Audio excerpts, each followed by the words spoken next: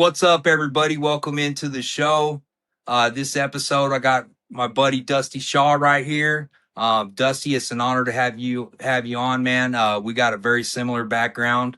Both were skinheads for a long period of our lives, and obviously we both been through a juvenile and the criminal justice system and prison. It's crazy because we were talking back and forth, dude, and we found out we was both at the same show down in Florida, the St. Patty's Day show down there with held at the Outlaws Clubhouse back in 2008, dude. So that was pretty wild to figure out that we were both down there at the same time, man.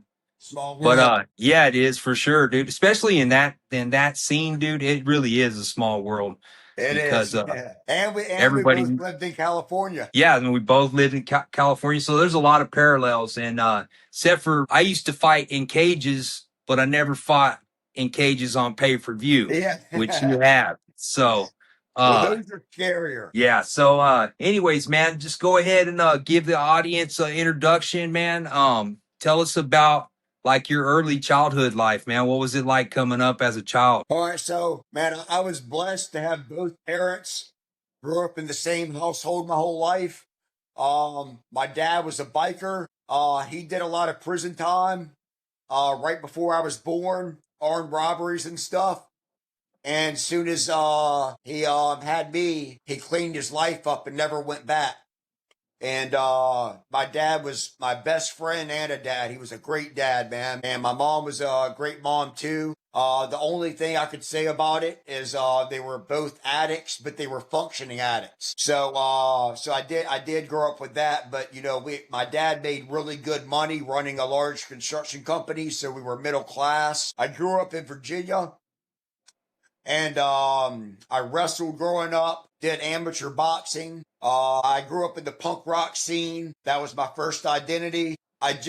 The politics were just too far left for me, man. Just, you go to shows and all they would talk about is, anti-white this. And I'm like, well, I'm white, so I can't identify with this. I could understand if it was ARA anti-racism against all racism, but it's not anti-racism, it's just anti-white. They ain't got no problems with black power or anything else. It's just white people. And I'm sitting there thinking, where? I don't see it anywhere.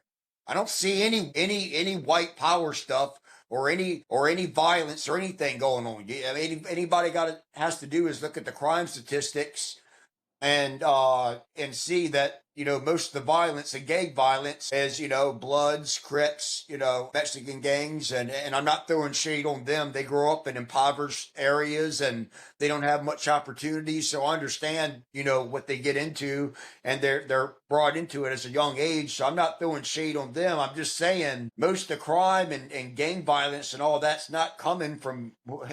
So I looked at that and I said I can't identify with those politics. So the music sounds very similar, so I got into the oi and skinhead music, and grew up with the gold standard of the skinheads. Were the hammer skins, and that's the extent of what I'll say on that. But that's who I first met and grew up with, and so I got in trouble related to that, and went away to juvie, and never got to go to high school, which ruined my wrestling career. I would have went and won states because at 8th grade I was already wrestling with the high school wrestlers and was hanging with the state champion. So I had a good, promising wrestling career. But when I got out, I missed high school, and that's when MMA started getting popular. So I had the amateur boxing background, a good wrestling background. So I was tailor made for MMA. So but I was only out for maybe a month or two. And I went away as an adult for a gun charge. I was a short timer, so I went away at 18. Um, and I got out and I immediately moved. Well, I did my amateur MMA career in Virginia and went 8-2 as an amateur.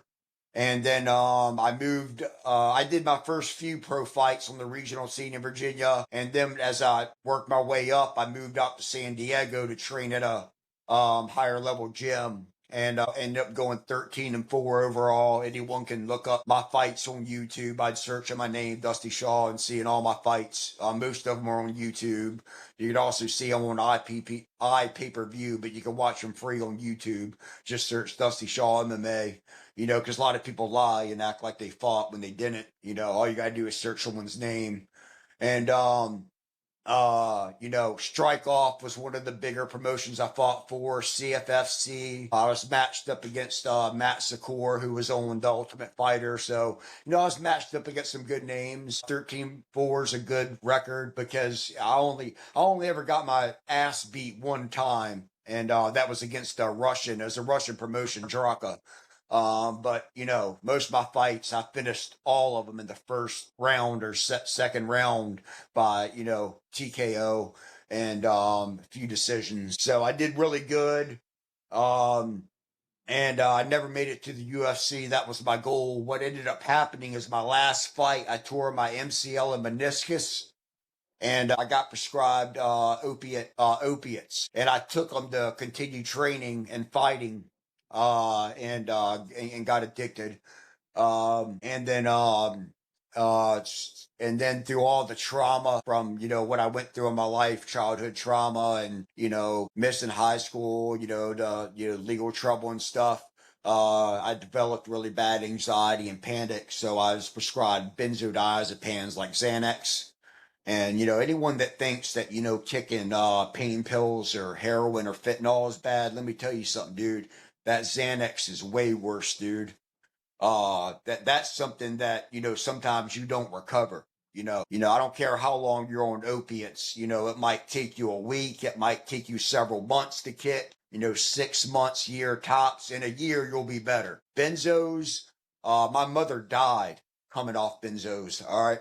Um, well, and she is a combination, but she was dying from the benzos and is intentional suicide. And then I lost my dad to fentanyl too. And Man, I'm so sorry to hear that. yeah, man. But he's Did my you best know that friend. just not to interrupt you, but I just watched a deal where Trump signed an executive order where they're considering fentanyl now a weapon of mass destruction. It should A be, weapon. dude. So Let, anybody let, caught with it is a weapon of mass destruction. But I see this as a double-edged sword. If it's people getting caught bringing it over here for yes. sales, okay, I see them as that's a weapon of mass destruction.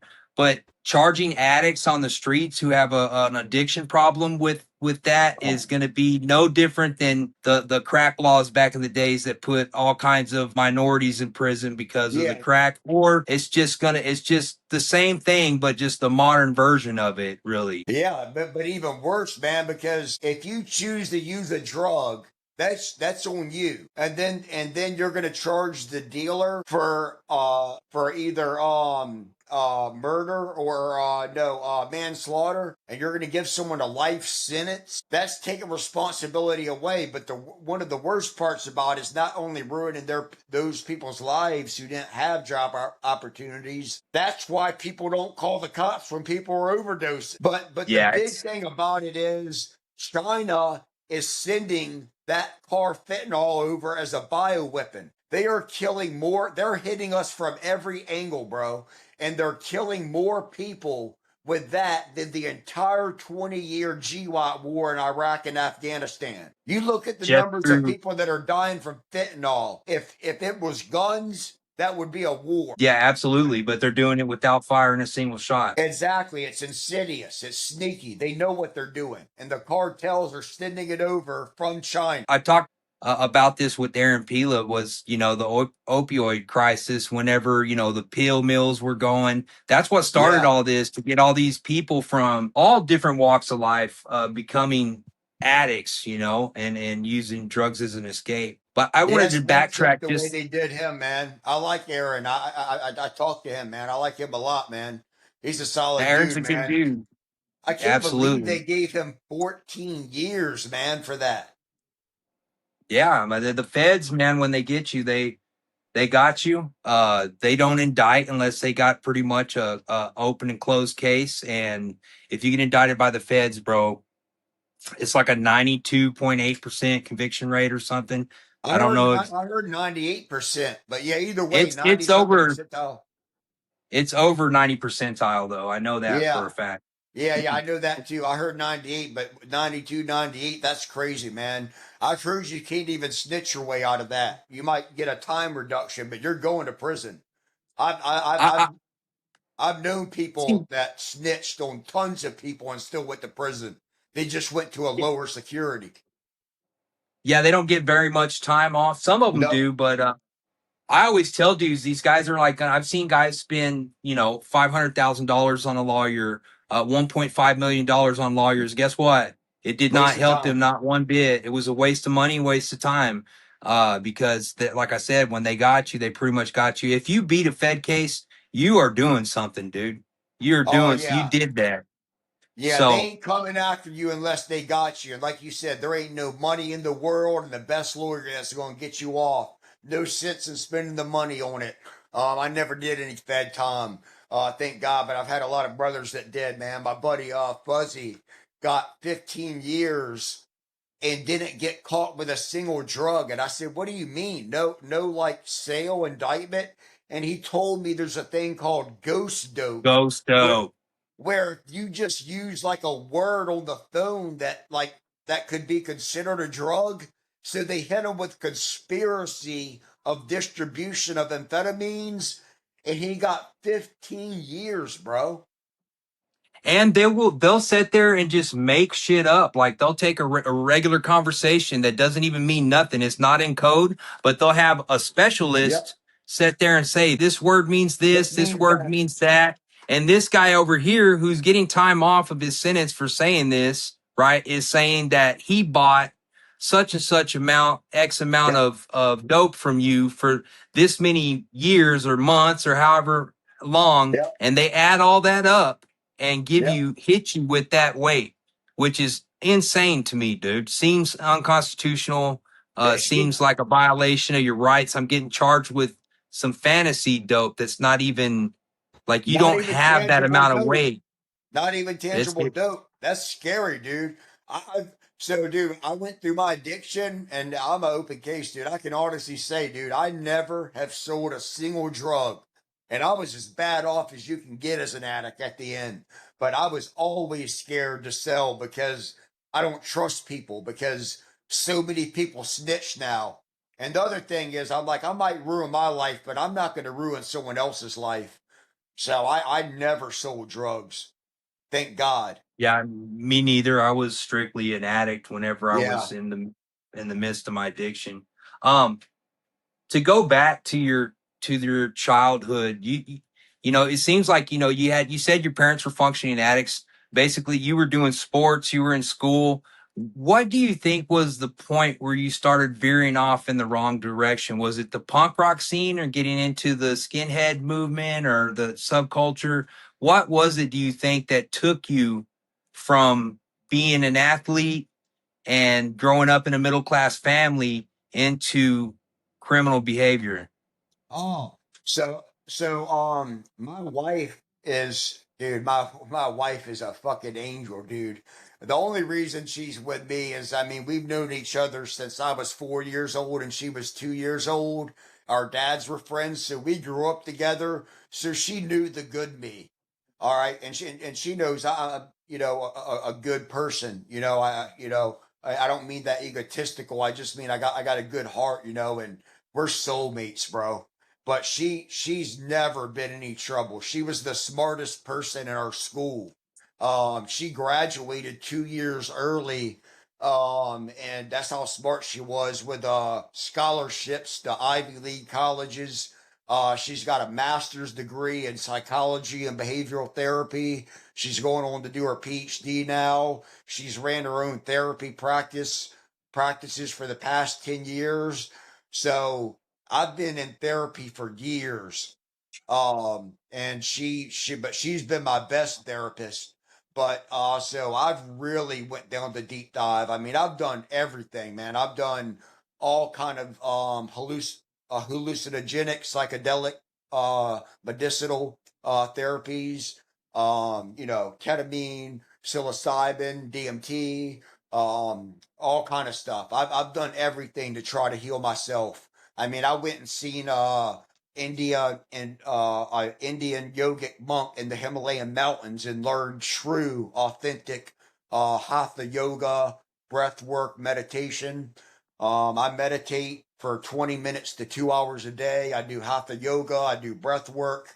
It takes a lot of work for me, man, to manage my anxiety and depression and panic attacks. And but to go back to answer your question, through all these years of therapy and introspection, I've been able to go back and I've done hypnotic regression too, and Wow. I know exactly what happened. So because my dad was always gone working, and my mom was gone working until her addiction and her anxiety and depression. Mine mirrors hers some. She ended up bedridden with anxiety and depression. She couldn't get out of bed. So I was alone all the time. So I was isolated as a child. So I was always alone. So I wasn't properly socialized, you know. So that started it. So I wasn't properly socialized, which made me antisocial. So I didn't get along with others. And then the anger and resentment started because I was just a class clown. But the teachers, I was always out in the hallway, always suspended, expelled. The last time I was expelled in seventh grade, I haven't been to school since seventh grade, other than going back to college later on. But in my 20s. But what but so yeah, and then at about 14, it went from being class clown to the teachers, from so much isolation and just so many teachers just treating me like a piece of shit, excuse my language, that it turned to anger and resentment. And so that's why I found that movement and that hate resonated with me. I found other people who felt that anger and hate. And so it was never about hating other particular people as much as it was just the raw emotion of hate, being antisocial, and having camaraderie. But so I, that I, I just want to chime in real quick because mine is very similar, dude. I felt like an outcast Me and by too. society, and I kind of just wanted to pick whatever. Started with the punk rock thing, which was anti-authoritarian, Yep. screw the government, all this, you know what I mean? Uh, just like punk rock's just straight up like you know what I mean? Yep. And then I gravitated more towards the skinheads, and that was like I wanted to pick the farthest, most extremist thing that I could do because I've always just Yep. been an extreme person. Me too. That me too. Black or white, extremist. That I was the same way, man. Just outcast. And it's like, you know what? Y'all want to outcast me? F y'all, So I'm gonna go be an outcast. I'm gonna go be a rebel. And what I'd like to tell my younger self and any youth that are experiencing this, that is not the way to handle it. Because let me tell you something, bro. You think you got problems, you think you're struggling, and you are. Your feelings are real. But you don't want to go to you don't want to go to juvie. You don't want to go to jail. You don't want to go to prison, bro. You think you got it bad at home. I don't care how bad it is at home, how bad your home life is. It ain't nothing like being locked up, dude. Sitting in that cell by yourself. I can remember, uh, in juvie, all I could think about is all my friends are having a blast in high school. And then I remember when I got my adult case, soon as I got out for the gun charge, I was sitting in the holding cell and they had the radio on, and I just sat in that holding cell in the intake, and they'd always hold me in there forever, man, like a week, and you don't know how long time's going by. It's just taking forever, and I'm claustrophobic. even though I prefer to be in a cell than dorms because I'm a loner. And in Virginia we don't have our kind, so I prefer to be. I isolate a lot. That's one problem I still have today. I stay in my room a lot.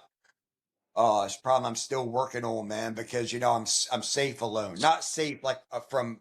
I'm not worried about other people, but like just safe from stress, and it's hard. I'm good one on one, but being around groups of people, it's uncomfortable, And I'm also neurodivergent.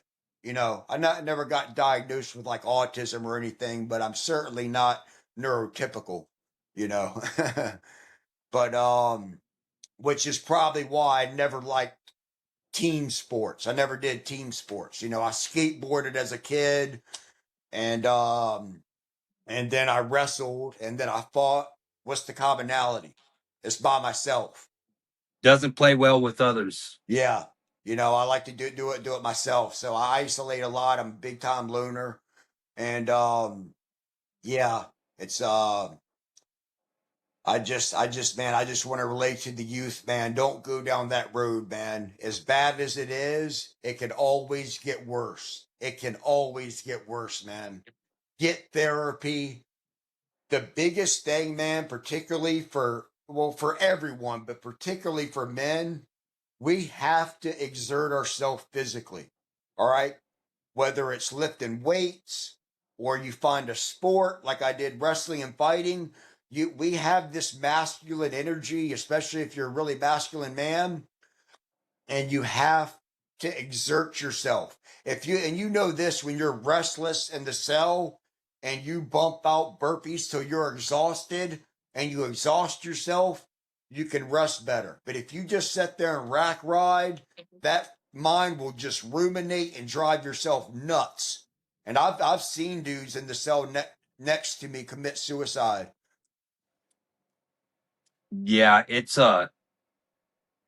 what's crazy about the whole rebelling thing, right, is that as I've gotten older, and a friend pointed this out too, was that we're rebelling, but then we get into this group where we conform to the thoughts and the processes and the ways of that group. So we conform to something, it's just not to mainstream society.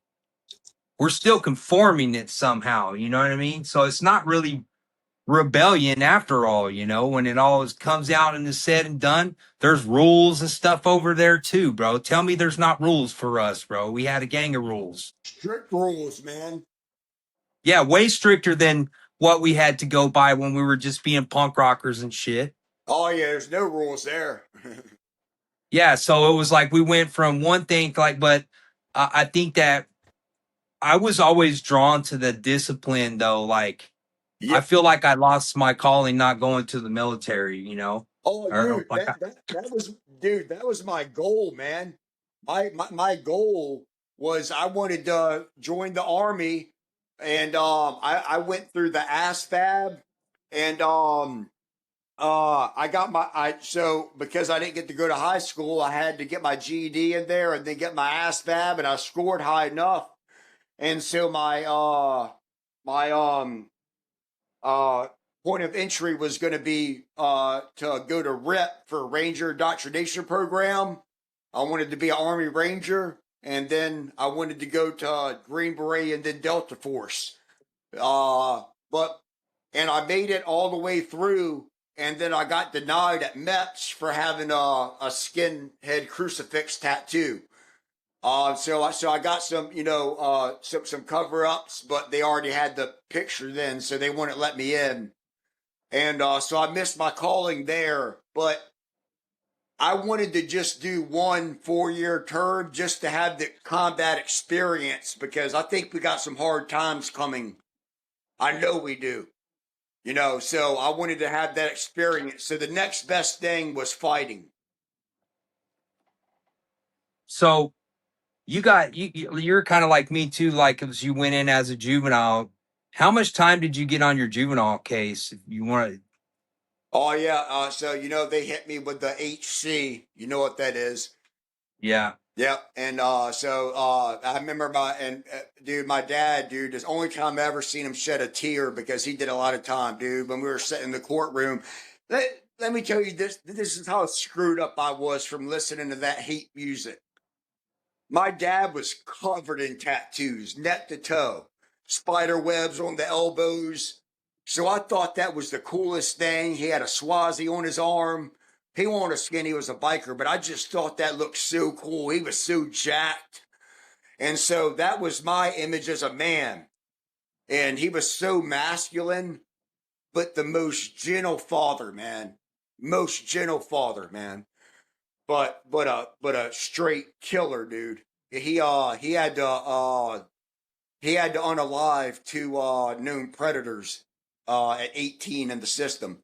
But when I went to my first juvenile case, and they said my lawyer, $10,000 lawyer, first offense. You usually don't get nothing as juvenile for a first offense. He said, kid, you'd be better off to have killed somebody than to get a HC.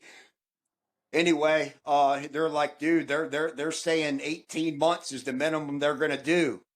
And this is how sick my mind was, dude, because I didn't know any better. You know what my first thought was? I got excited because I said, oh, then I can get my spider web tattoos because that means I'll have done time. That's how twisted my mind was, bro. Yeah, but was we growing up like that when the biggest influence, would you say the biggest influence in your life was your father at that time? Oh yeah, yeah, man. He was my dad and my best friend. My dad had been to prison. My dad was covered in tattoos as well.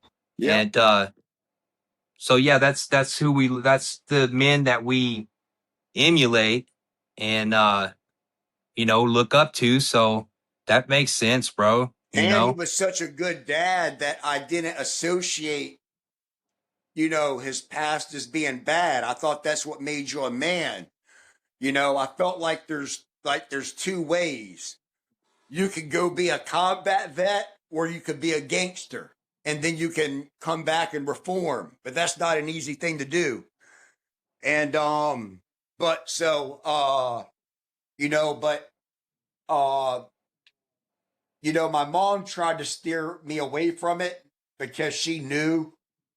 But my dad, you know, his dad was so his dad was a square, never been in any trouble, super Christian conservative, just didn't understand it and was really hard on my dad. He loved him, was a good grandfather, but was just very strict because he didn't know how to handle my dad because he was so wild. My dad, dude, was as like wild and gangster as you get, man. You know, I mean, he went into 18 and had to unalive two known predators, and he went to the worst prisons there were. And I think that's why he shed a tear when I went to juvie. And what are the odds that we ended up at the same institution as a juvenile and as an adult? But he went to much worse places. He went to the worst prison in Virginia at the time. They closed it down. It was Southampton and then a place called the Walls because when they closed it down, they found all these skeletons in the walls. And Wow. yeah, dude, my dad, dude, he was he was a gangster, man. But then to see him to be the most gentle, loving dad, and other kids' parents would look at him and be like, "Oh, you ain't hanging around Dusty after seeing his dad." But like my kid down the street in my neighborhood, his parents were cops, and they abused him and beat the living H out of him and ripped his braces off with pliers and would make him sleep in the dog kennel.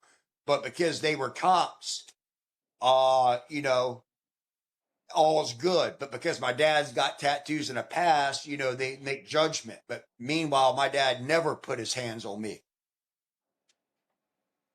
Yeah, I think anybody's, I mean, being a parent myself, I Yeah, I would am hate to too. see I would hate to see one of my children have to go through that. So him having gone through that, to see your child having to face that and to know the feelings that you were going to have to be experiencing and the emotions that you were going to have to go through, bro, that's why the man shed a tear, I believe, because he knew what you were facing.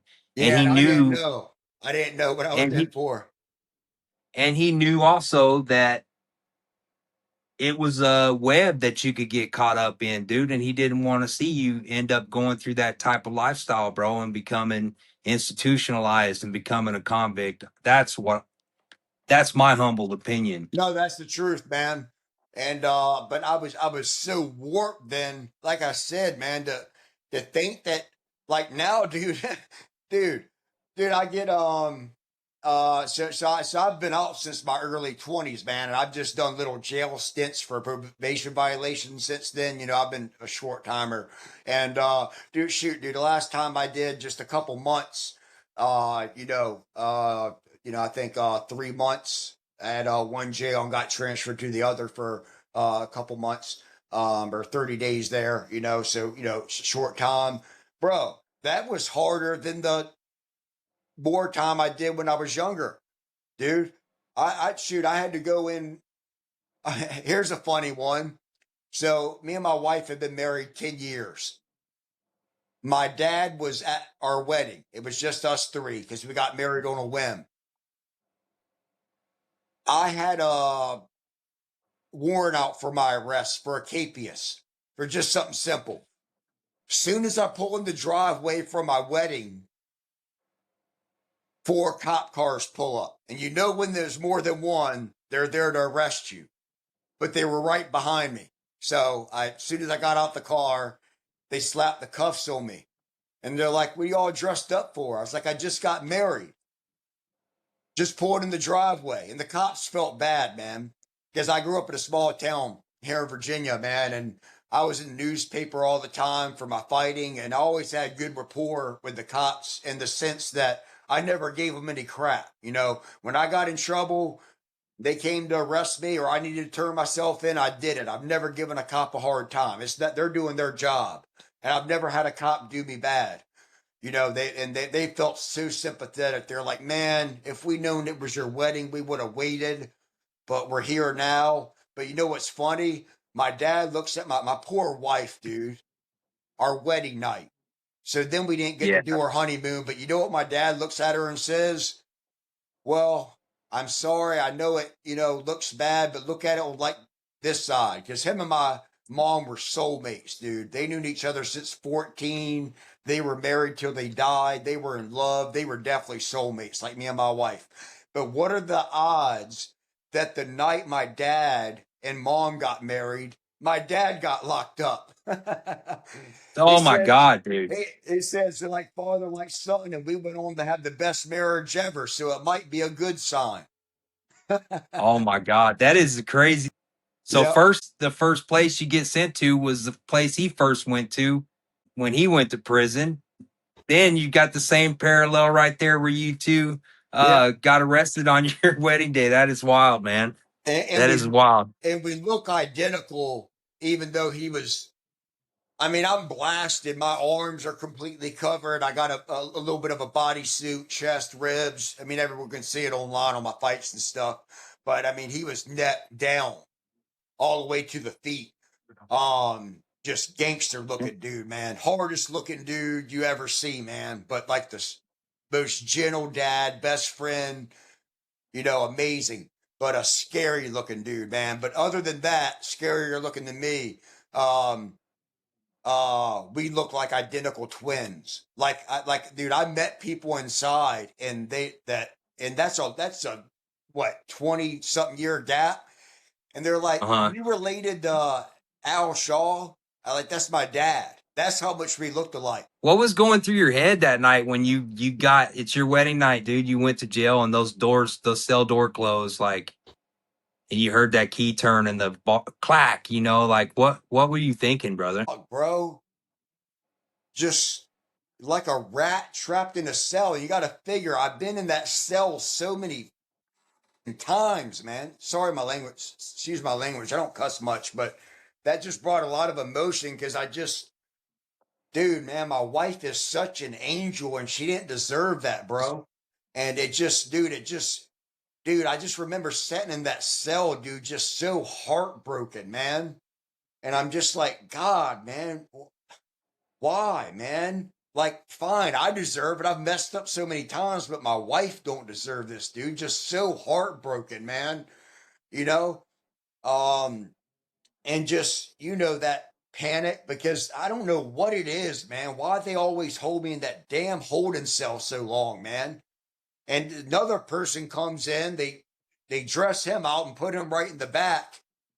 And I'm watching person after person. And the magistrate ain't giving me a bond, so I got to wait till, and it was like a Friday, so I had to wait till Monday or Tuesday to see the judge because of priors. And I'm just like my poor wife, man. I think I was in there a couple weeks before the judge let me out because I had capias.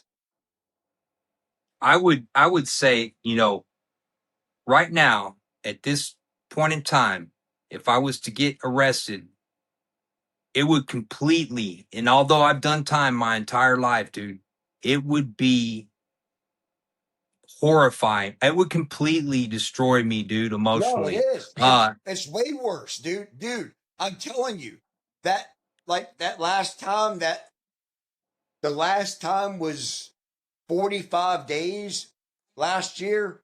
That was harder than all the time put together before, bro. In a little I think it's innocent jail because where you're nothing goes on. I can't do time anymore, bro. I mean, I can, but it's way harder. well, here's the difference for in my case, and it's probably your case too. It's like once you're trying to do the right thing and Yep. you're trying to live right and you're not in that life like that Yeah. no more. If you get arrested, bro, it is so I would find it to be so devastating to be taken out away from my loved ones now because I'm actually out here trying to do the right thing. I am doing the right thing. It's not trying, I'm doing the Yeah, right thing. exactly. And I so am when doing the these right thing. Yep. when you get arrested or something, dude, like that would just be it would be traumatizing. It would be devastating for me, man. Well, and the So I can worst, feel your yeah, the I worst can feel thing that. was for that 45 days last year was for something I didn't do. And I hate when people say that because you hear that all the time in there. And I'm always like, this MFer's full of you know what, because I think 90 something percent of people are guilty. But dude, I wouldn't lie to you because, dude, I've done so much stuff that I never got caught for that I could have done a gang of time when I was younger. And that's the only way I could look at it is I had to think about all the things I didn't get caught for. But I'm not big on the horoscope, but I'm a Libra and we're balance beings, so we're all about justice. I hate injustice. So to get locked up for something I didn't do, um, I never put other people's business out, but I had somebody slash me in the eyebrow while I was asleep and run out the house and call the cops. Cops come. I didn't think they'd call the cops because they stabbed me, and I didn't do that to them. So, uh, my wife had left, so I opened the door thinking it was my wife, and it was the cops. And we don't talk to the cops, and I'm like, what do I need to say? I'm covered in blood. Obviously, I got attacked. The other person's not, but because of my priors, they locked me up. And so that just, man, dude, sitting in there for something I didn't do. And then I paid, 5 grand for a good attorney that was a friend of mine. And I won't say his name because I like him and I understand his wife cheated on him and left him right before my sentencing. So I get to court and he said, because it was supposed to get dropped. The person even went to him and he recorded it with that person saying, yeah, I lied and say that he attacked me back. He had it in recording, which is not permissible in court. So then he had him go to the uh, Commonwealth and told the person had just got out the mental hospital. They're schizophrenic. They were drug induced on amphetamines, which causes paranoid delusions. They thought that I was screaming and woke them up, even though they thought I was screaming at my wife who wasn't even there while I'm asleep. I get stabbed, just a laceration. And the paramedics had to just butterfly stitch me up. But went and told the Commonwealth, yeah, I don't remember that happening. I want to retract my statement. Well, if you take back what you said, that could be forgery. So the person just didn't show up for court. And then my attorney, when I get there, says, "So what's the plan?" I said, "What do you mean, what's the plan? You said it was going to get dropped." And he said, "Well, no, the Commonwealth said the statement's enough. Once they write a statement, that's all that matters." I said, so it was two cops who knew me really well, but the cop in charge was a rookie cop, a young rookie cop. And I don't know, but he looked like that real liberal, feminine type. And you could tell he just didn't like me, man. But the other two cops knew me well, had dealt with me for years, and they even showed them my fights on the phone. They're like, "Look, this guy has never, ever had an assault charge. All right. We've never had problems with him like that. All right. He's a professional fighter. Look at the damage he does to professional fighters. What do you think he's going to do to this little person? You think he's going to attack them and there's not going to be marks? Dude, if I'd put my hands on that person, they wouldn't be alive. Yeah. But I'm slashed and they got no charge and then I go away. So, dude, and I had to sell my truck to pay for that attorney because I had not bragging, I had a big house, because I got a stepson and a wife, and we had to have two offices in the house, so we had to have a big house right there on Main Street where one of her offices are. And so I had to sell my nice new work truck to pay for this attorney, and thinking it's going to get dropped, and I go to court and I get locked up, and I'm just like, that's why it was the worst ever, because I didn't deserve it. It was just so wrong, man. So you said you were 18 when you first went to prison. How long was your sentence for when you're on your first bid? Oh, I got lucky again with the youthful offenders program. You know, so I think gun charges carry 5 years, and they right off the bat suspended 3, and then you get time off. So it was like 18 months less. So yeah, What So what was it like? I know juvenile is a lot different than going to an adult prison because I did both out in California. So I know the juvenile system was way different when I got to the adult system. juvenile was actually worse. Well, Yeah, mine too. juvenile was worse, dude. I think it's because it's a bunch of kids trying to pretend like they're adults in an adult prison. And you Yep. see so many of these movies where they show all this stuff. And so they're in there emulating that. Yeah. Uh, and plus you got gang violence and stuff like that going on still. It's kids, and Yeah. it's kids, bro. You're kids, you're turned up, you're wild as hell. So yeah, Yeah. it was a lot wilder. I had a really good attorney. It was a first offender, so I got small time, both times. So I didn't, and that's what I want to be clear about. I didn't do anywhere near the kind of time you and Aaron did. I haven't been to the places you and him have been. So a lot of people exaggerate what they've been through. I haven't been through what y'all been through, man. I listen to y'all's stories, and I'm like, daggone, dude. You know, I never, I never had to. Well, I ain't gonna go into that, but it's my dude, my compared to y'all's, mine was a cakewalk, man. I was a short timer, and Virginia's a weak penal system.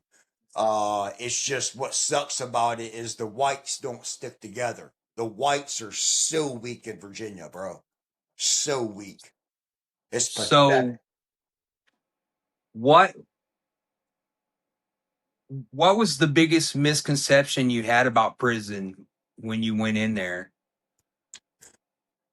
I thought, because growing up in the movement we did, all the documentaries I watched was California, and most of my brothers have all done between 15 and 20 years in California.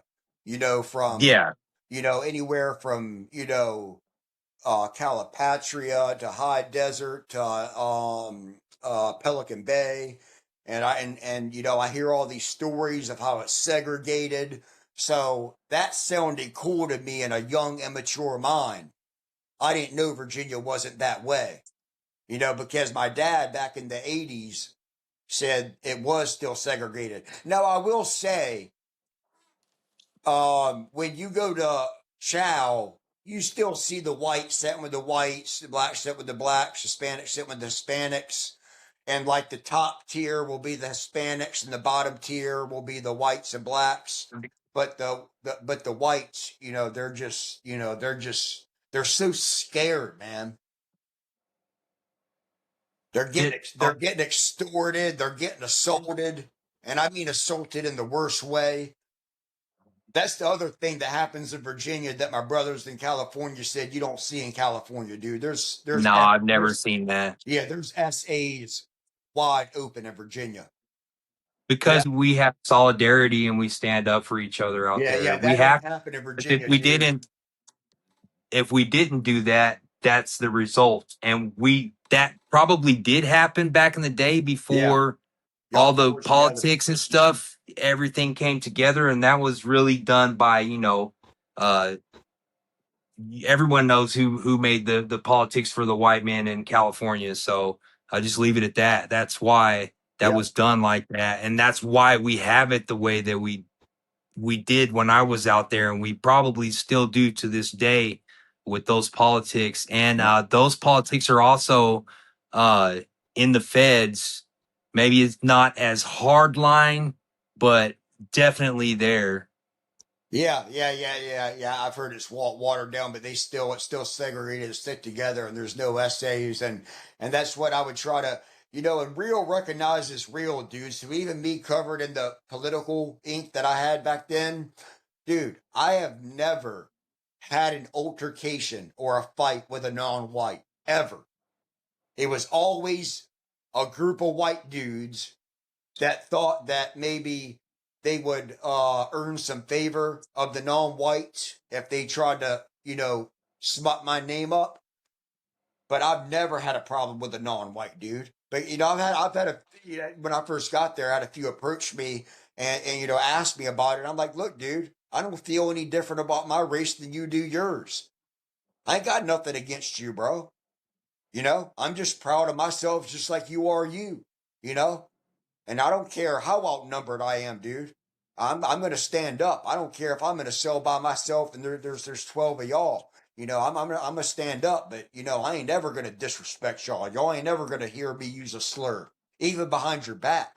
I don't do that. You don't hear me do it on here. I've never done it. You know, I didn't even get into it because of problem with non-whites. I got into it because I had a problem with whites being so self-loathing and not sticking together. That's what bothered me. Why can everyone else be proud of themselves and stick together and it's okay and not racist? But if we're just simply proud of ourselves, not hating or disrespecting anyone else, we're hate mongers and Nazis and white supremacists.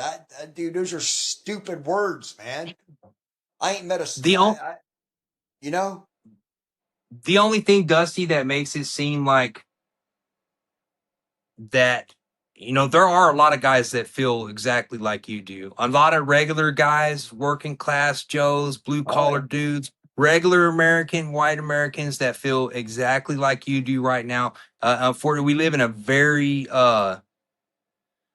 I feel like the tension in this country is at probably a simmering boil, and it's come to a couple times where it's boiled over, and we've seen, people big acting metal. out. Okay, so the problem with the skinhead scene, where it seems like where it's actually about hate and not loving our own people and just being proud of who we are, is the music, the lyrics, Oh yeah, the yeah, so yeah. I lived out those songs, bro. You know Me what I mean? too. And I ain't So listened to when I that music in forever, dude, because I think that music at 14 years old, when your brain is still neuroplastic and malleable and you're hearing it over and over, that's brainwashing you, bro. That's what drove me to commit that HC partially, you know? mine mine too, bro. And that's what I'm saying. It's no different from gangster rap and kids going out and acting out with, carrying around guns That's even worse because they're murdering talking people. about killing people. Yeah, I mean, they're talking about, but I mean, the music, bro. Yep. I'm just saying, like, I Yeah. listened to that music and I emulated that music. I lived by that music. That was a huge part Me too. of my life at that time. So Dude, what I'm saying, I don't even like, how listen to music anymore, bro. no, I don't even listen to it anymore because I mean, why would I, bro? I Yeah. don't live like that. I Exactly. mean, am I proud? Am I proud? Yes, I'm proud. Do I feel like our people should be proud of who they are and Yeah. celebrate their ancestry and their culture? Absolutely. But do I Yeah. feel like we should go out and hurt others or commit hate No. crimes? No. Why No. would we do that? So No, I'm that's with you, one. man. Everyone should be proud of themselves, man. Every culture has things to be proud of. It's just we're the only ones that are not allowed to and are demonized for it. And But yeah, I've got a stepson that I've raised, and he's now 14. At the age I got into that, he's such a good kid. He's never been in trouble, nothing like that. He's never heard white power music, and I would never ever introduce him to that. it's He, just a negative. It's a negative thing, dude. It just yeah. doesn't promote anything. Like, I don't feel like it promotes anything that's going to help uh our people No, or and you make can't us. live that lifestyle anymore anyway now with surveillance and all that. You can't go out, live it, go into punk shows and beating up ARA and sharps because there's cameras on every corner. You can't live like that anymore. The movement's dead, bro. And the only thing it's that's just, left is it's kind of like a fraternity. it's just counterproductive anyways. I was Yeah. just looking back on it and viewing it now from the other side of everything. I just see everything a little bit clearer, dude. Yeah, but Than you, I you did. you don't you don't see like you only see people our age and older. I don't see any young. I think the last show I went to was probably 5 years ago in California, and one of the H fests. And dude, there won't no young dudes there, dude. You got these like smarter young kids that are like the Proud Boys and these different things. They're not skins. They're not committing crimes you know, and they're doing their own thing where they're not going to prison and getting in trouble. They're just proud of themselves. They're more of just nationalists and at the most extreme white nationalists, but they're not skinheads. They're not, gang. They're not gang like. They're not violent. So they're smarter. I think the skinhead thing is dead, bro, and I don't Yeah, think it's coming back. Tom Metzger had a pretty famous saying. He said, "Trying to organize skinheads is trying to herd a bunch of cats." Yep. Like, it's Yeah, I would. it, And I think about the older dudes that you know mentored me and brought me up into it. And now that I'm their age, I'm sitting there thinking if a 14, 15, 16-year-old kid came in to me with that, there's no way I would indoctrinate him or encourage him with that. I would steer him away from that. I'd be like, no, bro. You need to go to college. You need to go to military. You need to find something positive. And you need to, no matter what, do not commit any crimes. Don't fill your mind with anything hate. Don't read books that are hateful. Don't listen to music that's hateful. Listen to positive stuff. Build your mind up. Yoga, meditation, breath work, discipline, working out, find an outlet. Fighting was it for me. Maybe it's triathlon for you. Maybe it's joining the military. Maybe it's academics. The best thing you can do for your people is to never get in trouble and to have children and to raise them in the most loving, kind hearted, encouraging way and never any hate. You know, that's how I feel like that's how every race should raise their families, dude. exactly, We wouldn't have man. any of these problems, bro. Like, Exactly, if man. everybody was to teach their children that and raise their kids that way, man, it would be a lot nicer world They that we keep lived us in. divided so that we don't see who the real problem is and unite together. Because if we all united together, we wouldn't be taken advantage of like we are. Yeah, divide and conquer, dude. Our government uses it against us. They've Exactly. done it with the We got a political lot more in parties. common than we do differences. It's okay to have They differences. Embrace them. they've split mainstream America amongst political differences and Yep. divided mainstream like your middle class people who are into the politics. They've used that Republican and Democrat party to divide us, and then meanwhile the government's doing all this other stuff behind closed doors, signing all these different bills and doing all this different stuff, and we can't get together on anything and go against them when we're divided fighting amongst ourselves. And I'll say this: I work in Tulsa. I don't live there, but it's a diverse city, man. There's a lot of different cultures and stuff that live there. Mainly, it's black and white. Yeah. So, but I never go out into public and experience any type of racism. Me neither, dude. Like I said, even inside, I never had problems with non-whites. You know, I've never had problems with non-whites, man. And when I would train at gyms, it was usually the blacks I would hang out with, or I could socialize better with in there because I had more in common with them from having a troubled youth and being in trouble versus the white kid that grew up in perfect high end suburbia and went to a high level or high Ivy League college and wrestled. I don't have anything in common with him other than we're both combat athletes. I mean, I've had some of the most gangster black friends you know, real recognizes real, man. I treat people based on their character, not their race And today. that's exactly, bro. And that's prison taught me that. Yep. Going to prison, not so much in California, but in the feds, I've gradually, that's when I was like, wow, like I have, it just made me, it made me grow out of it, dude. You know what I mean? Yeah. Like that It's no whole way to way live. that I've been indoctrinated Oh to a yeah, certain degree. I'm done with that crap, man. I got no hate in my heart, man. It's like this, dude. Hating someone else is like drinking poison, expecting it to poison the other person. Yeah, it's just not productive at all, bro. It's just not going to end well any way you look at it, dude. No, and they've got scientific proof that people who are full of anger and hate produces cancer cells.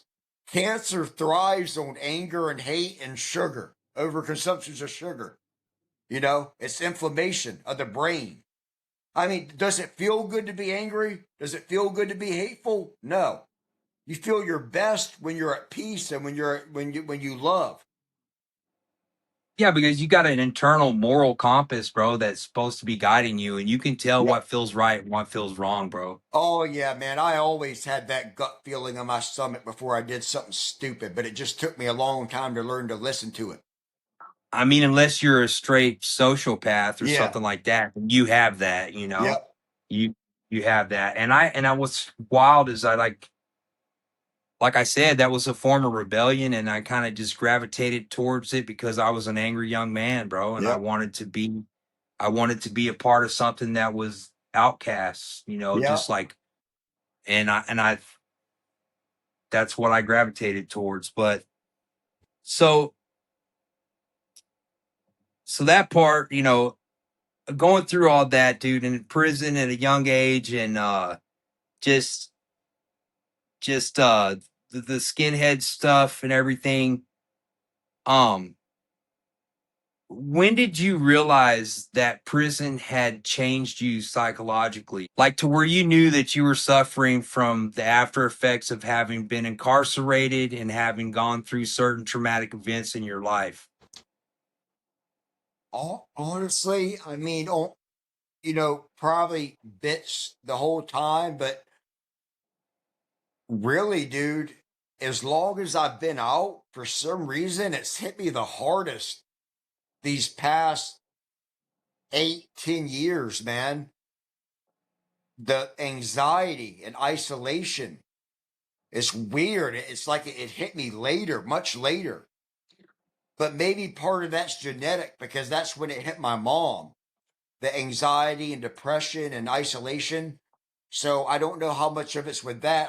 And then also having a family and also growing up. and maturing and knowing that, I'll never go back to jail or prison, dude. I will. There's nothing, dude.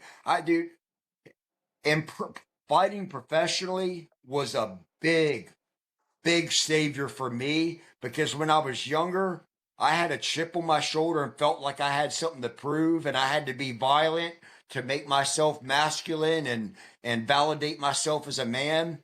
Once you fought professionally, dude, somebody could say something slick on the street and I could walk away because I know what I could do to them. They're going to go to the hospital and I'm going to go away. What do I have to prove from there? So, Nothing. I could go anywhere. I could walk in the worst neighborhood without a worry in the world. Now I don't go to bad areas, but I'm just saying, when you know how to fight, like really fight, and you're really capable of violence, you're a very comfortable man. You know. So, where was I going with What that? So what was it that do you feel like when you how did you get involved in the whole MMA scene after you got out of prison? Like I got into what it was before. oh you got into it Yeah. before. So So so so I started wrestling really young. And I also did so when I went to juvie, I had wrestled and you've been in kid fights, but I didn't know how to fight, I'm 14, 15. And I remember the first fight I got in there. And dude, I was so scared, dude, to fight this dude. And man, I was so scared. But I knew I wasn't gonna back down, but I had never hit someone as hard as I could. I didn't. My dad taught me how to throw punches, but I'd never really been in like a real fight like that. Where your reputation's on the line. Hit the dude, knocked him clean out, and shout out to Bobby Sopko. He's fine with me sharing his name because I've shared it on previous podcasts. This. So many things are full circle, man, in my life. He slid a mic, so they put me in my cell afterward, and he slid a Mike Tyson book autobiography under my cell to read while I was in there. And Mike Tyson had did a ton of juvie time, and that's where he learned to box. Well, one of the COs was a boxing trainer. He said, "Hey, dude, you got a natural knockout punch because you can look at someone like Floyd Mayweather, one of the best boxers of all time, never knocked anyone out. All right. Knockout power you're born with. You can learn to be the best striker, a volume striker, they call it, where you just punches and bunches like a Nick or Nate Diaz, where they just hit you with volume and you just overwhelm you, but they don't have that knockout power. That's something you're born with. You can't develop that but so much. And he said, dude, you got that naturally. So if you develop your skills and you want to do it, and I did. So when I got out, I got up with that CO. And so I did some amateur boxing. I only did like 5 fights. I went like 3-2. And then so I had the wrestling and boxing background. And then the MMA started getting popular. And at this time, 2005, 6, right before I went in again, the a lot of fighters were still one-dimensional. They were either a striker or a grappler. So I knew if I fought a wrestler, he can't take me down because of my wrestling. So I could strike him. If I fought a striker, that's the easiest fight because if I get uncomfortable at any moment and he catches me, I can just take him right down. So I ran through the amateur ranks easy. But then later, and especially once I went pro, by that point, MMA gyms were everywhere, and there was no such thing as a one-dimensional fighter. Everyone trains everything. You can't fight at that level without knowing how to grapple and strike. But I'd already had both, so I just was kind of tailor made for it. But I'll tell you this: I never enjoyed it because I have social anxiety. I wasn't afraid of the fighting. Well, yeah, I mean, you're in front of a bunch of people and the lights are bright, and I have what do you call it, sensory issues. I don't like being in crowds. The lights are bright. You want to talk about anxiety, dude. You know that feeling when you walk out on a yard the first time and you're nervous? That's the best thing I could compare it to. You know you're walking out in danger, you know? It's the anxiety is the worst feeling in the world, and I hated that. I hated it. But the moment the fight was over and I won, that was the best feeling in the world. There's no better feeling than that, man. So it's just the initial buildup, right? But I can imagine like once the punches start getting thrown, though, all that goes away It and you're does. just kind of automatic. I know Yeah, from being a fighter, I'm not a trained fighter, but I know from fighting. it's I the know once same. I start, it's the same. It goes away, bro. It's automatic. You become Yep. automatic, bro. Yeah, the Every anxiety is through the roof, the anticipation, and it seems like it takes forever when they're calling your name and they're announcing you, they're announcing him, and everyone's looking at you. And then you got your friends and your girl there, and and by the time you're pro, it's on pay-per-view, the cameras are there, and you're like, all your mind can think about is, dude, what if I go out there and get knocked out in front of everyone? I had all these people pay all this money, drive all this way, and I walk out and get knocked out. That's all that's going through your mind. But what you have to remember is the same thoughts and fear and anxieties going through him too. You know, and what? I heard GSP say one. Does it ever get better? He said, I wish I could tell you it does, but it doesn't. You just learn that it's a part of it. But it never got better. Only had one fight where I didn't have anxiety, and that's not good because that anxiety, that fight or flight, is what increases your reflexes. But you know how it is when you know you're about to go in that cell and get in that fight, dude. You're scared, you're nervous. It's dangerous. At least in there, you got a ref that's going to stop it. You're not going to die or get stabbed, but it's still just, dude, losing hurts, dude. I mean, I don't ever cry as an adult, man. But that I only had one fight where dude, I took a knee to the liver, and if you get hit in the liver, it paralyzes you. You can't move for like 30 seconds. So the dude's getting on your back, getting ready to choke you out, but you can't move. And it was, dude, I remember going back in that locker room, dude, and just about like, dude, I mean, you ain't got to say, but I'm sure you've been in enough fights. And imagine you've lost one or had one not go as well as you'd like, dude. That hurts, bro. Oh, absolutely. It Oh damn my near breaks God, it your spirit. hurts, bro. That's why you see a lot of fighters that have won a lot of fights consecutively and not lost very many or haven't lost any. When they lose that first one, They're never the it same. it does something to them. They're never the same when they come Yep. back because It takes away your confidence because then in the I back I of your mind, once it's happened, then you know it can happen again. I could never stand dudes in prison when that would be boasting about I ain't never lost a fight, this and that, because I'm thinking you Then you ain't been ain't in been in enough many. then.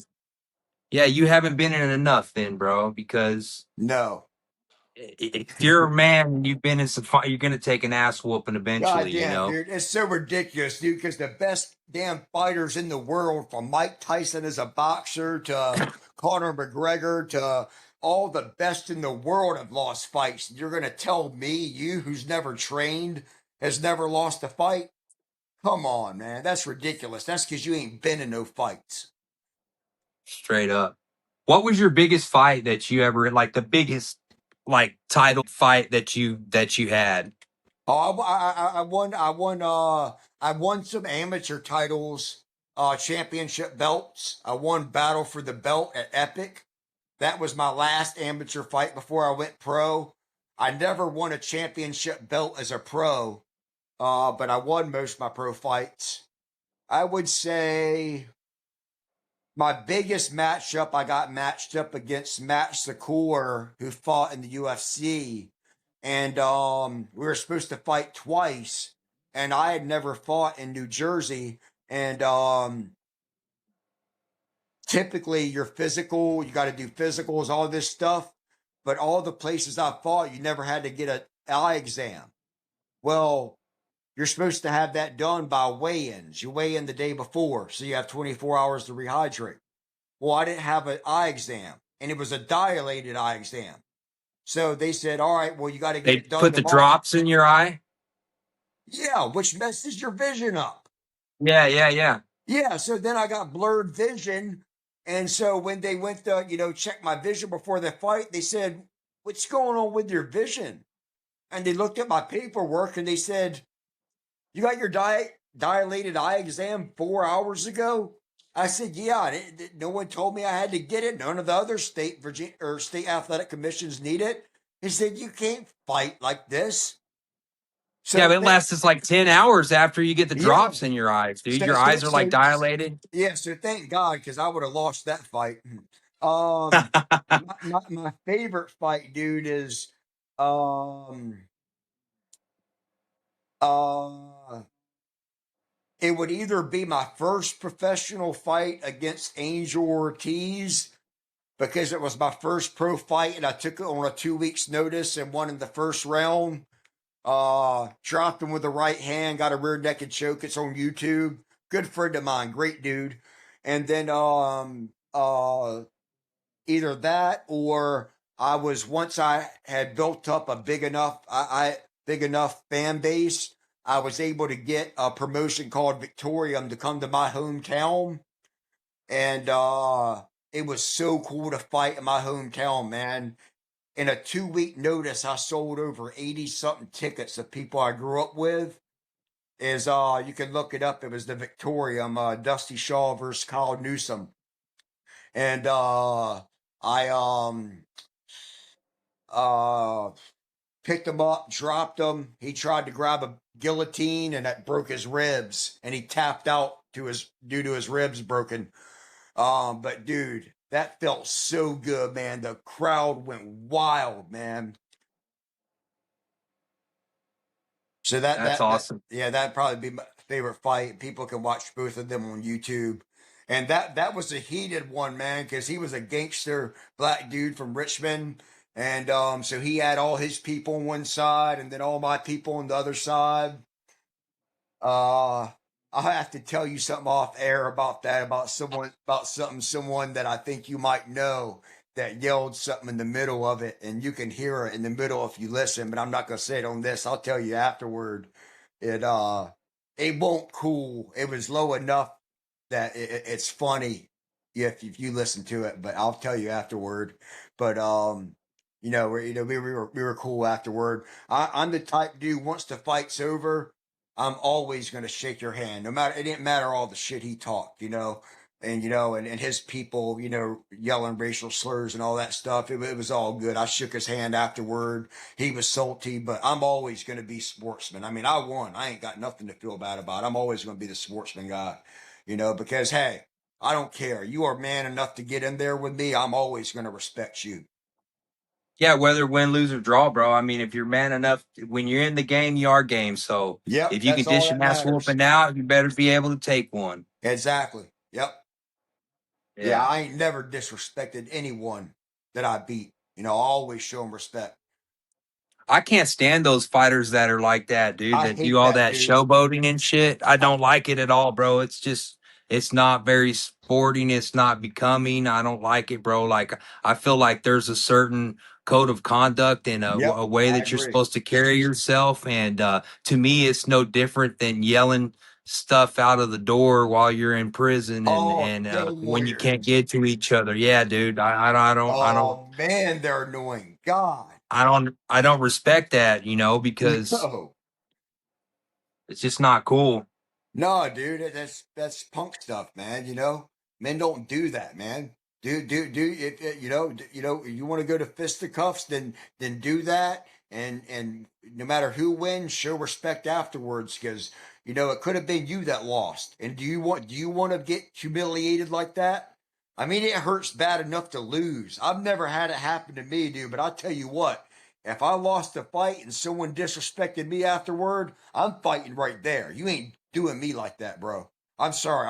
Yeah. Dude, I've worked a lot on my ego through all my yoga and meditation, but I tell you what, dude, somebody beats me and disrespects me afterward. Nah, I'm swinging again right there in that cage, dude. You ain't disrespecting me and taunting me after you beat me. I can't take that Yeah. one. So you tore your what do you say? It was your ACL and your meniscus, right? MCL and meniscus. MCL and meniscus, but Yep. that's not the reason why you stopped doing MMA. We like It was part of let's it. It was part of it because that's what got hooked me on the opiates and benzos. right. Okay. Um, and then like we've spoken a lot about this, and I really kind of want to go into this more, bro, because I go through this too, with the CPTSD. Yep. And there's PTSD and then there's CPTSD. CPTSD is a little bit more severe. It is. PTSD can be treated because PTSD can just arrive in somebody's life from like a single traumatic event. Yeah, single event. CPTSD is like a prolonged Yep. period of experiencing traumatic events like over and over and over and over Exactly. again, dude. Complex PTSD. It's complex, meaning it's just repeated trauma, repeated trauma. So, that's the problem with the way we're living nowadays. We evolved to maybe get chased by a tiger once in a blue moon. We are not evolved to be chased by a tiger, metaphorically speaking, all day long. So you could deal with stress, but you cannot deal with chronic stress when it's nonstop, when you're walking on eggshells every second of the day. Because then your amygdala because your autonomic nervous system, you're either stuck in sympathetic um fight or flight or parasympathetic rest and relaxation. And after CPTSD, you were stuck in fight or flight all the time. So I could be laying here in my room like I am now. There's not a thing wrong going on in my life, dude. I don't do anything illegal. I only associate with a small amount of people, my wife, my stepson, the very few small friends I have. I have nothing to be afraid of, but yet I can be just overwhelmed with fear for no reason. Like my Do you know phone, what my fear? What is what? How does CPTSD show up in your daily life? How does it manifest itself? Like, have you been able to pinpoint that? Yeah, yeah, dude. Yeah, because my wife's an amazing therapist, dude. And I've been through a lot of therapy and a lot of hallucinogen. I mean, I've done every kind of therapy you can think of: ketamine, psilocybin, DMT, cognitive behavioral therapy, DVT therapy, group therapy. I don't like group therapy. I like one on one. I've done hypnotic regression. I've done every kind of therapy you can think of, short of going and doing ibogaine or DMT drip, which is my next plan to do. Did you They know, say the ibogaine and DMT are actually very dude? they're A hundred the percent peer cure, reviews. 100% cure rate of addiction, PTSD, anxiety, and depression. And Yeah, and I've had friends and fighters with brain trauma, and I've also because I've got friends in the special forces community that were ready to commit suicide because they just couldn't live with the anxiety and depression and suicidal ideation. One experience of it, their eyes look different, dude. They're like a happy kid again, bro. So that stuff's real. So that's my next plan to do. But as far I as the hope way it it's works for you, bro. Oh, it's a 99.9% cure rate. And if those dudes that have been through dozens of tours in Iraq and all of those killings and getting blown up with TBI, traumatic brain injury, if one experience can heal them, then surely it can heal us. The statistics speak for themselves. And the other thing is a full blown heroin addict can go do one dose and come out with no withdrawals, never touch drugs again. That is amazing. But dude, you got to look it up. And There's peer review studies and yep, stuff they've got together on it now. I know it's yep, it's pretty interesting it's for sure. amazing, bro. And But the way it shows up for me, dude, like right now, dude, like my muscles are always locked up. Like I'm always tense. You know, you know how like when let's say for example, you're on the yard and you know something's getting ready to pop off and you're just really tense walking on eggshells. That's how I live 99% of my time, dude. Oh, I know exactly that feeling, especially before a big riot, dude. My Yeah. legs used to be like when I knew it was about to kick off, bro, my legs would just be quivering, bro. And I'd Yes. just be like, in my mind, I'd look over at the home and like, man, let's just fucking do this, dog. I'm tired of sitting here shaking like Yes. this. Yes. Let's go. Yeah. You know, But then you got a reason for it. But when you're sitting at home safe and there's no reason to be afraid of anything, and you're just I'm never at ease, bro. And I just the anxiety, and I deal with panic attacks, bro, for no reason. Nothing could be going wrong, and all of a sudden a panic attack. I can't breathe. mine's not as severe as yours, and I don't go through prolonged period of experiencing the anxiety. Mine comes in like little snippets and stuff. It manifests itself as like nightmares, stuff like that. I Yeah. can't sleep since I've come home. I do not sleep very well at I'm all. waking up every Um, 3 hours. And I used to be, abs- because one of the ways I coped when I was locked up is I had hyperinsomnia. So I would be in my cell and I could sleep 16 hours, bro. I would sleep my time away. yeah, a In lot my, of that I think with the that comes with the depression, the sleeping, yes, like yeah, depression. But also just trying to make the time pass in a safe jail. But I had hyperinsomnia for the longest time. But now I can only sleep 3 hours at a time. 3 hours on the dot, dude. I'll wake up and then it takes me about 30 to 45 minutes to go back to sleep. I'll sleep 3 hours, wake back up again. And it's so annoying, man. God, it's annoying. And this just started, but I think it's from coming off the benzos, dude. You know? I wake up every hour to hour and a half all throughout the night and I go smoke, come back, lay back down, and I literally probably average about 4 hours of sleep a night, dude. Yeah, that's I, terrible. I That's terrible for yeah, you, man. I know, and especially it's bad when you're trying to work out. You recover while you're asleep, Yeah, and you only your recover muscles when you're doing all this stuff. sleeping because you're not But getting that's into another your thing. deep REM sleep. Yeah, it's bad, bro. Hey, So have you tried trazodone? no, I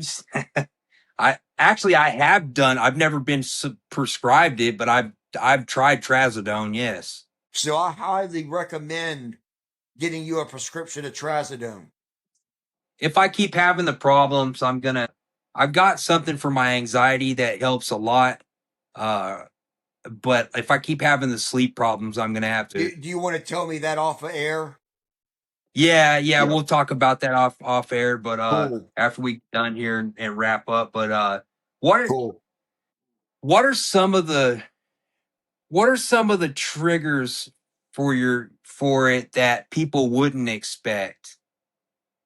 Like your average person that doesn't have to experience this and just, what are some of the triggers for you, bro, that people wouldn't expect, like that kind of sets you off and might send you into a panic attack or like, some anxiety and stuff Dude, that's the worst part about it is that's the worst part about it is it mostly just there's happens? no reason. But I will say something as simple as like if the phone rings, I'm afraid it's something bad.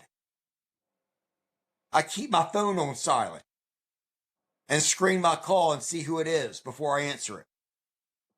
Every text, every call, is it going to be something bad? Yeah, it's a rough way to live thinking everything's bad news, man. You know, that's rough, bro. So, So you're still even after all these programs hit, like, you're still experiencing, and that's the thing people don't understand is like CPTSD is like you really don't ever fully recover from that. It's something that we experience and have for the rest of our lives. We just learn better coping mechanisms or like what works Yep. for us. Yep. And Kind of like addiction. I do like believe once an addict, always an addict, not in the sense that you always have to use. No, you have to be mindful that you have an addictive, whether you want to call it personality or however you want to word it, but you have to be careful that you're not the type of person, or I'm not the type of person that can use once. All right. Or no, maybe I, absolutely not. I do it like it doesn't matter what it is. If it's something that I enjoy, do it. I'm an extreme person. Like yep. I will fully, is it's a subject matter. It could be a subject matter. It could be anything that piques my interest or curiosity and Oh, makes yeah, I'll me, deep dive. I'm If in I'm it, dude. interested, I cannot like I don't like sports. I hate football. I never played cards, gambled, which is funny for being locked up. But like the most of the stuff people talk about, no interest. That's why I hated school. But when I went to school for nutrition science and kinesiology, which is exercise science, which I'm interested in, aced right through. If I'm interested in it, I'm hyper focused. I'll deep dive. But if I'm not interested, I cannot focus. You could hand me $1,000 and tell me to study this. I can't do it. My mind. I don't know if it's ADD or ADHD because I'm not hyperactive. I'm actually like kind of low, more of a depressive type, even though I have anxiety. But so it's probably ADD, not ADHD. There's 7 types of ADD and ADHD, um, but that's common with any of them. Is like that's why I was great at fighting. You know, if I'm interested in it, it's a superpower. I can focus, like zone in. But if I'm not interested in it, like a job, like manual labor jobs that I hate, dude, it's torture. Every second feels like an hour. Do you believe that through fighting you was able to channel some of that nervous energy out, and it might have been like the only time when you was Yep. in the ring that you didn't feel any of that? Oh no, see, so look, dude. I don't know if you noticed where Dustin Poirier just got in trouble at the airport for trying to fight the cop after retiring. Mhm. Yeah, because that was the I've thing. seen the video. It was funny. It's going to be bad, you know what? That acronym he used, that was so funny, man. But, uh, no, so growing up, I always had a wrestling tournament coming up, or then it was a fight coming up. So I always had to train twice a day, and I always had a goal to fight for. So I could never go out and party or get into mischief too bad because it takes everything, especially at a higher level. So having that goal and something really big, that's what I meant by men have to exert themselves physically. And that kept my anxiety down. But, that's why anxiety's so bad. Like if you were in the hole or if you're out of work and you're sitting at home, and if you can't keep yourself busy, the old saying, idle time's the devil's playground, you know, Yeah. it's, I, and depression, man, if you get deep enough in it, everything's so heavy and you feel like you can't move. You have to force yourself because the more you lay there, the worse it'll get. You have to force yourself. The first thing I do when I get up in the morning is I wake up, and my first thought is, I don't want to wake up. I don't want to get out of bed, but I do it anyway. I immediately go and I take a cold shower. I've only taken cold showers and ice baths for 10 years now. They're really good for you. I get out the cold shower, I do 3 rounds of breath work, and then I do my yoga. Excuse me. The first thing I do when I wake up is I immediately pop up and I meditate for 20 minutes minimum, on a good day up to 2 hours. And then I immediately take a cold shower, do 3 rounds of breath work, and then I'll fast till noon. I eat between 12 and 8. I get my 3 meals and 2 shakes in, 50 grams of protein per meal. That way I get my 250 grams of protein because I weigh 235. So I eat an 8-hour window. That way I'm fasting for 16 hours because when you're fasting, your have autophagy, which is cleaning up all your dead cells and cancer cells. So I have to live very regimented, routine. You know that from being locked up. Keeping a routine is what will keep your sanity. But if you just lay there and rack rod, man, the mind will go crazy. I think a lot of people's family members don't understand when their loved one comes home from prison that the chaos of like a regular life, that when shit's just happening at random, like we're going from a very structured environment for many years to a chaotic environment to where there's not any like structure. We're like, we know when we're going to get our meals. We know Yeah. exactly what it's going to be. We know we don't have all those decisions are made for us, bro. Like something as small as going out to a fast food place and trying to figure out what to pick off the menu is Takes me forever. freaking chaos, dude. Like going to the grocery store and trying to grocery shop was hard, bro. Like Yeah. all these little things, dude. And like people are like looking at you like you're a weirdo because they're not understanding the Yeah. transition you're having to make, you Yeah, know? Like, stimulation overload. That's why I'm very big on minimalism. I eat the same things every day. I eat really clean. I eat the same meals every day. I got the same workouts every day, the same morning routine. Everything's the same. That way I don't have to think. I get it. I totally get it, dude. Do you so I got five outfits I rotate. So I don't So have to so think. this is kind of well, it's not off the topic of eating clean, but are you tracking all your macros or are you just tracking the protein Oh yeah, and you no. just kind of let Well, you got to figure. So I've been running a. You got to figure all through wrestling and fighting. I had to cut weight, so I've been doing. I was doing macros before it was popular, but dude, I've for 10 years now. I've been running an online fitness and nutrition and holistic health coaching business. So what I do for a living is write up people's workouts, meal plans, and lifestyle plans. So I know the exact amount of protein, fats, and carbs and all the healthy foods because I've tracked it so long that it's just memorized. right. So yeah. So I know this many ounces of steak has this much grams of protein, this much grams of fat. All right. The only carbs I eat is organic fruit, rice, and sweet potatoes. So I keep it minimal. I only eat meat, whole eggs, organic fruit, white rice, and sweet potatoes. And then I get my fat from organic olive oil and grass fed butter that I cook in and the egg yolks. But for people Right. that don't have it memorized, you can download macro apps like MyFitnessPal. You just punch in what you ate and it'll calculate for you and it'll show you a pie chart or how much of it is protein, fats, and carbs. But people overdo the macros. If you just eat clean foods, And work out. just eat real food and just make sure you're getting 1 gram of protein per pound of body weight. If you're doing resistance training like weights, you'll be good. You don't got to be too meticulous with it. The only people that need to be that meticulous are like bodybuilders at the highest level. Guys that are competing in shows Yeah, and yeah. exactly. And I've got it memorized, and I can tell you from doing it to a precise down to the ounce versus being just guesswork. I don't see a difference.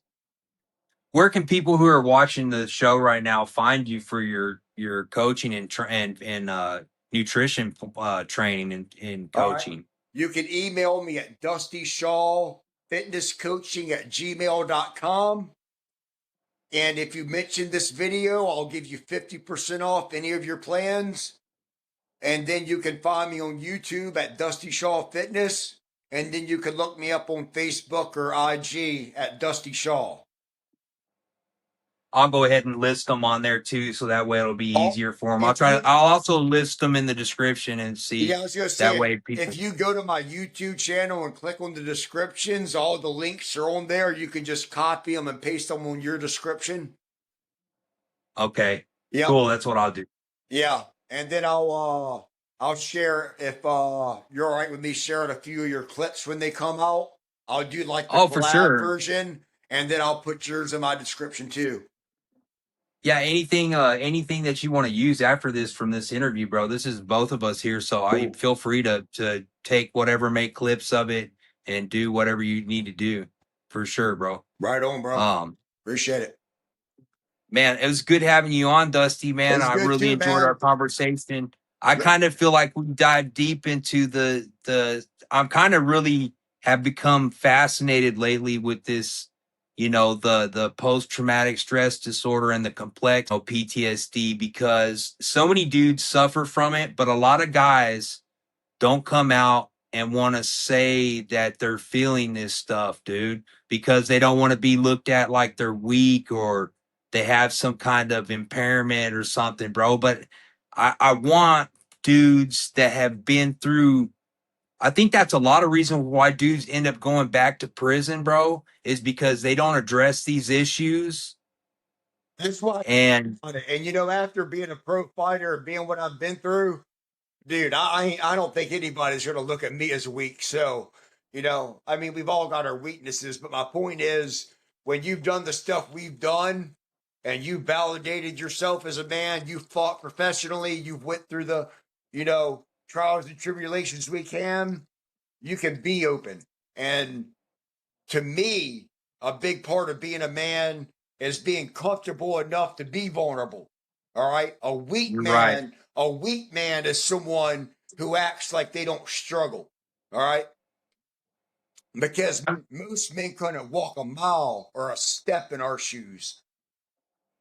Absolutely. And I'm, I really appreciate you coming on here and opening up like that, because I know sometimes that's not easy. And I really like the fact that, we dudes need more guys like us to be like, hey man, this is what it is. There ain't no shame in it.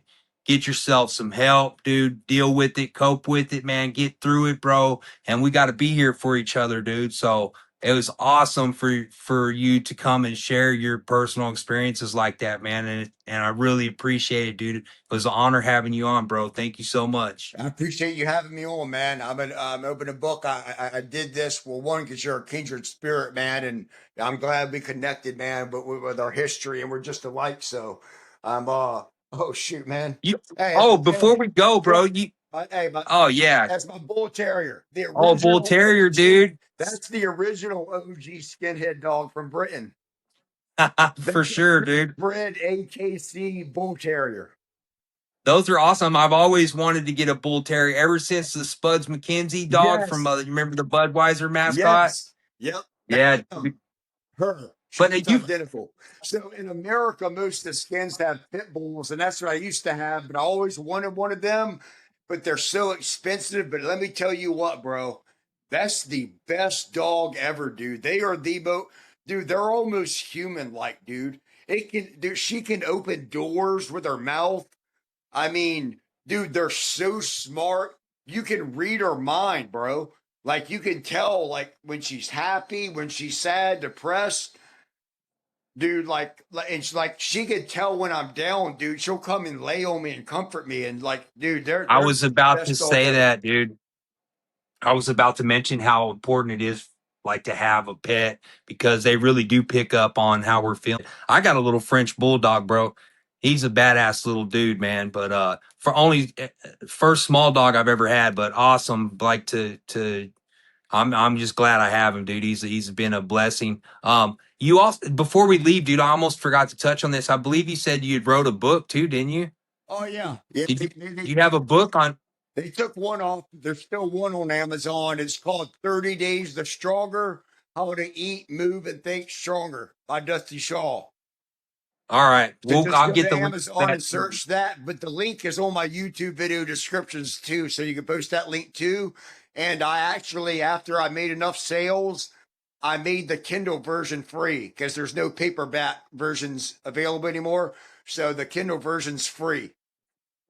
All right, cool, dude. So people can just go get, if they got a Kindle, they can download it and read it and check it Yep, out. read it for free. And Awesome, dude. or you can buy it to keep it for 99 cents. That's the cheapest they would let me make it if you want to buy it and keep it.